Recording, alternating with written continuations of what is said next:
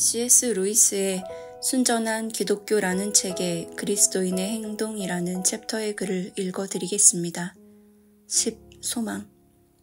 소망은 앞서 말한 기독교의 세 가지 신학적 덕목 중 하나입니다.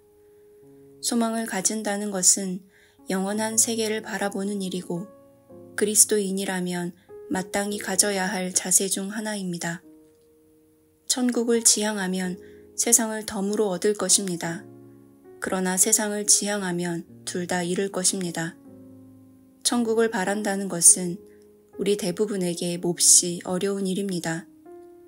고작해야 천국에 가면 세상 떠난 친구들을 다시 만날 수 있겠다고 생각하는 정도지요.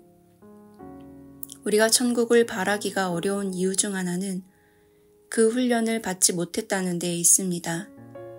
우리가 살아가면서 받은 교육은 전부 이 세상의 마음을 붙들어 놓는 것들이었습니다. 하지만 진정으로 자기 마음을 들여다보게 되면 자신이 이 세상에서 얻을 수 없는 무언가를 바란다는 사실, 그것도 간절히 바란다는 사실을 알 수 있을 것입니다. 세상은 우리가 바라는 온갖 것들을 주겠다고 약속하지만 결코 그 약속을 지키지는 못합니다. 인간의 갈망을 절대 채우지 못한다는 것입니다. 현실과 갈망 사이에 대처하는 방법들이 있습니다. 어리석은 사람은 모든 탓을 환경에 돌립니다. 갈망을 채우기 위해 세상의 것들을 채우고 바꿔가는 것을 반복하며 평생을 보냅니다. 지각 있는 사람은 세상의 것들로 채울 수 없는 갈망에 환멸을 느낀 후 모든 것이 환상이라는 결론을 일찌감치 내려버립니다. 그리스도인은 세상이 추구하고 유혹하는 쾌락들은 메아리나 신기루 같은 허상에 불과하다는 것을 알고 있습니다. 그러기에 진짜 고향을 그리워하는 욕구가 세상의 일시적인 욕구에 짓눌리거나 밀려나지 않도록 노력하며 사는 자들입니다. 오늘 우리가 함께 나눌 말씀은 마태복음 24장 29절에서 39절 말씀입니다.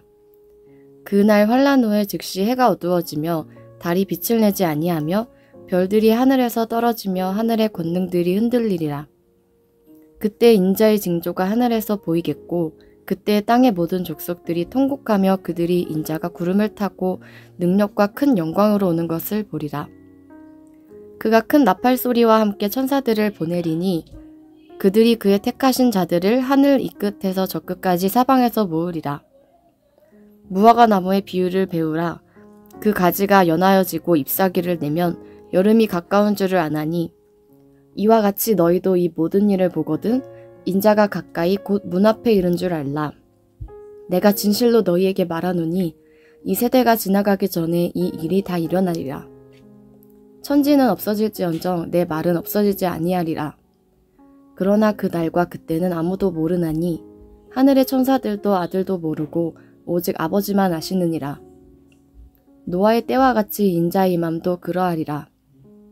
홍수 전에 노아가 방주에 들어가던 날까지 사람들이 먹고 마시고 장가들고 시집가고 있으면서 홍수가 나서 그들을 다 멸하기까지 깨닫지 못하였으니 인자의 임함도 이와 같으리라. 아멘. 반갑습니다. 오늘 마태복음 24장 29절부터 39절까지를 중심으로 충성이라는 제목의 말씀을 함께 나누겠습니다. 지난 본문에서 제자들은 마지막 날이 온다는 것을 어떻게 분별할 수 있을지 그 증거와 증표를 예수님께 질문했고 예수님께서는 여러 환난과 박해가 그 증거가 될 거라고 말씀하셨습니다. 그러면서 그렇게 위기가 오면 미혹하는 사람들이 늘어날 거라고 말씀하셨습니다. 우리는 자주 증거를 요구합니다. 그러나 하나님께서는 증거보다 더 중요한 게 있는데 그건 모든 상황 한가운데에서 믿음으로 서 있는 게 가장 중요하다라고 말씀하신다는 것을 기억해야 합니다. 나중에 사도행전을 보면 예수께서 부활하신 후에 제자들은 예수님께 온 이스라엘을 회복하시는 게 언제인지를 질문하는 장면이 나옵니다. 다만 예수님께서는 그건 너희가 알 바가 아니다. 그건 하나님이 알아서 하실 일이다 다만 너희는 예수를 믿는 삶, 그 하나님의 백성의 삶을 살아야 될 뿐이다 라고 말씀하십니다. 사도행전 1장입니다. 그들이 모였을 때에 예수께 여쭈어 이르되 주께서 이스라엘 나라를 회복하심이 이때니이까 하니 이르시되 때와 시기는 아버지께서 자기의 권한에 두셨으니 너희가 알 바 아니요 오직 성령이 너희에게 임하시면 너희가 권능을 받고 예루살렘과 온 유대와 사마리아와 땅끝까지 이르러 내 증인이 되리라 하시니라. 자, 우리는 자주 증거를 묻습니다. 이게 어떤 증거입니까? 어떤 사인입니까? 어떤 표징, 그런 것들을 요구합니다. 그게 그때입니다. 그때가 언제냐는 거죠. 어떤 증거로 우리는 확인해야 되냐는 거죠. 그런데 우리 예수님께서는 우리가 해야 될 일이 증거를 가지고 확인하는 일이 아니라 너희가 증인이 되는 일이다. 너희가 증거가 돼야 된다라고 말씀하시는 거죠. 어떻게 증거가 됩니까? 어떻게 증인이 되죠? 오늘 내가 어떤 상황 속에서도 하나님의 사람으로 사는 것, 그게 우리가 증인이 되는 방법이라고 말씀하시는 겁니다. 오늘 본문을 보면 예수님께서 마지막 날에 대한 말씀을 주십니다. 예수님께서는 예루살렘의 멸망이 곧 세상의 종말이 아니라고 말씀을 하셨습니다. 그러나 그렇다고 해서 예수님의 재림과 세상의 종말이 없다고 생각해서는 안 됩니다. 예수님께서는 반드시 선지자들의 예언과 같이 구름을 타고 능력과 큰 영광으로 다시 오실 것이고 흩어진 하나님의 백성을 다시 모으실 겁니다. 29절에 이렇게 말씀하십니다. 그날 환난 후에 즉시 해가 어두워지며 달이 빛을 내지 아니하며 별들이 하늘에서 떨어지며 하늘의 권능들이 흔들리리라. 그때에 인자의 징조가 하늘에서 보이겠고 그때에 땅의 모든 족속들이 통곡하며 그들이 인자가 구름을 타고 능력과 큰 영광으로 오는 것을 보리라. 그가 큰 나팔 소리와 함께 천사들을 보내리니 그들이 그의 택하신 자들을 하늘 이 끝에서 저 끝까지 사방에서 모으리라. 자, 그렇기 때문에 모든 그리스도인들은 무화과 나무 가지가 연해지고 잎사귀가 나면 여름이 온 줄을 아는 것처럼 예수님께서 심판주로 다시 오실 것에 대해서 하나님 나라의 흐름에 대해서 잘 알아야 하고 사실 알 수밖에 없습니다. 우리는 늘 증거를 요구하지만 예수님께서는 증거가 널렸다 이렇게 말씀을 하시는 셈이죠. 32절입니다. 무화과 나무의 비유를 배우라. 그 가지가 연하여지고 잎사귀를 내면 여름이 가까운 줄을 아나니 이와 같이 너희도 모든 일을 보거든 인자가 가까이 곧 문 앞에 이른 줄 알라. 내가 진실로 너희에게 말하노니 이 세대가 지나가기 전에 이 일이 다 일어나리라. 천지는 없어질지언정 내 말은 없어지지 아니하리라. 앞에서도 말씀을 드렸던 것처럼 많은 사람들은 증거를 요구하지만 우리에게 정말 필요한 건 증거가 아니라 믿음입니다. 사실 증거는 어떤 것을 통해서라도 다 가질 수 있습니다. 우리는 세상의 많은 것들을 통해서 세상의 마지막이 온 것, 심판주로 예수님께서 오실 것을 알 수 있습니다. 우리는 세상의 모든 것들이 다 변했지만 오직 하나님의 말씀은 영원히 변하지 않는다는 것을 잘 알고 믿기 때문에 어떤 과학적 발전과 또 그 어떤 현대화, 심리학의 발전 한가운데에서도 곧 예수님께서 심판주로 오신다는 것을 기억해야 합니다. 물론 우리는 예수님이 심판주로 이 땅에 다시 오시는 그때를 정확하게 알 수는 없습니다. 일시가 언제인지 알지 못합니다. 그건 하나님만 아시죠. 그래서 증거가 필요한 게 아니라 어떤 시대를 만났든지 우리가 그 시대 속에서 온전한 성도로 하나님을 믿는 신자로 하나님의 백성으로 살아야 하는 그것이 중요할 뿐입니다. 우리가 증거를 찾고 있다면 아마도 준비를 하기 위해서일 겁니다. 그런데 그 날을 확인하기 위한 증거는 전혀 중요하지 않습니다. 다만 그날은 갑자기 찾아올 뿐이라고 말씀하십니다. 예수님께서는 이미 증거는 굳이 따지지 않아도 얼마든지 넘쳐나고 그렇기 때문에 우리 그리스도인들은 증거가 아니라 믿음을 가진 자들의 충성이 필요할 뿐이라고 말씀하시는 거죠. 그래서 갑자기라는 말은 우리가 전혀 의식하지 못하고 있을 법한 분위기, 그런 일상, 그런 평범함 한가운데 그런 일이 일어날 거라는 의미입니다. 그래서 그것을 노아의 방주 때의 이야기로 대신하시죠. 37절입니다. 노아의 때와 같이 인자의 임함도 그러하리라. 홍수 전에 노아가 방주에 들어가던 날까지 사람들이 먹고 마시고 장가들고 시집가고 있으면서 홍수가 나서 그들을 다 멸하기까지 깨닫지 못하였으니 인자의 임함도 이와 같으리라.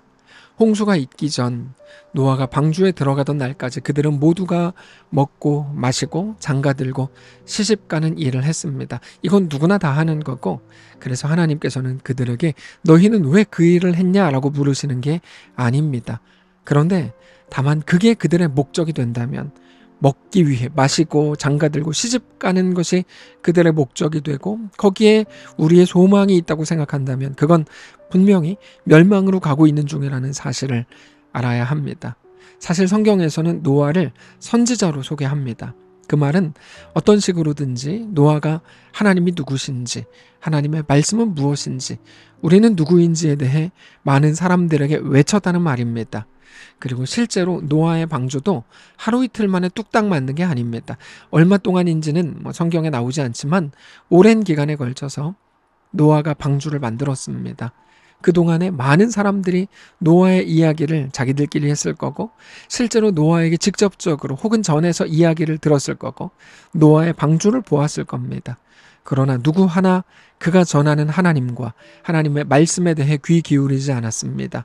오로지 먹고 마시고 장가가고 시집가는 것을 목적 삼았습니다. 더 잘 먹으려고, 더 잘 마시고, 더 좋은 곳에, 더 좋은 사람과 함께 장가가고 시집가기 위해 살았죠. 그거를 위해 기도하고 그것의 모든 목적과 목표를 삼았습니다. 그거를 위해 기도하고 그거를 위해 온갖 일을 다 했을 겁니다. 지금 시대와 완전히 똑같죠. 그래서 지금 시대가 무시무시한 시대입니다. 심지어 홍수가 났을 때에도 그들은 깨닫지 못했습니다. 그렇게 홍수가 나서 다 멸망을 당할 때 비로소 깨달았죠. 그런데 예수님의 오심도 그와 같다고 말씀하세요. 우리도 어쩌면 내가 이 땅에 살면서 행하고 겪고 이루는 것에 목적을 두고 있는지도 모릅니다. 그런데 이 땅에 속한 그 어떤 것도 우리의 목적이 될 수 없다는 것을 알아야 합니다. 우리는 늘 이 땅에 속한 것들 때문에 하나님과 타협하려고 하지만, 그래서 그 타협은 가장 어리석은 타협입니다. 오늘 우리에게 필요한 건 하나님을 설득하거나 하나님과 타협하는 게 아니라 하나님께 충성하는 것뿐입니다. 하나님만 나의 주인이시라고 모든 것을 통해 우리는 고백해야 할 뿐입니다. 사랑하는 성도 여러분, 오늘 그 고백, 그 충성이 우리의 걸음에 가득하게 되시기를 원합니다. 그 속에서 진정한 행복과 기쁨을 누리게 되시기를 원합니다. 우리는 어떤 상황을 통한 증거를 요구하지만 우리의 충성이 하나님 앞에서의 굴복이 가장 강력한 증거가 될 뿐입니다. 그렇게 우리의 본질을 회복하고 우리 존재를 확인하는 오늘의 말씀이시기를 원합니다. 기도하겠습니다. 하나님, 주 앞에 온전히 충성하는 우리가 되게 하시옵소서. 그 충성을 통해 내가 누군지, 내 본질과 내 존재를 다시 확인하게 하시고 하나님 앞에 내 삶을 그렇게 내어드리는 우리 모두가 되게 하시옵소서. 단기 프로젝트 팀의 사역과 그들의 걸음을 붙드시고 그들이 하는 모든 회의와 모든 대화와 모든 만남을 통해 하나님 나라가 회복되고 하나님 나라가 그들 속에 강력하게 심기워지고 그렇게 또다시 강력한 하나님의 백성들로 세워지는 사랑하는 주의 성도들이 되게 하시옵소서. 감사드리며 살아계신 우리 주 예수님의 이름으로 기도합니다. 아멘. 사랑하는 성도 여러분, 하나님께서 오늘 하루를 또 우리에게 허락하셨습니다. 믿음으로 우리 주께 나아가시기를 원하고 어떤 자리, 어떤 형편 속에서도 하나님을 사랑하고 하나님과 믿음으로 동행하는 귀한 날 되시기 바랍니다.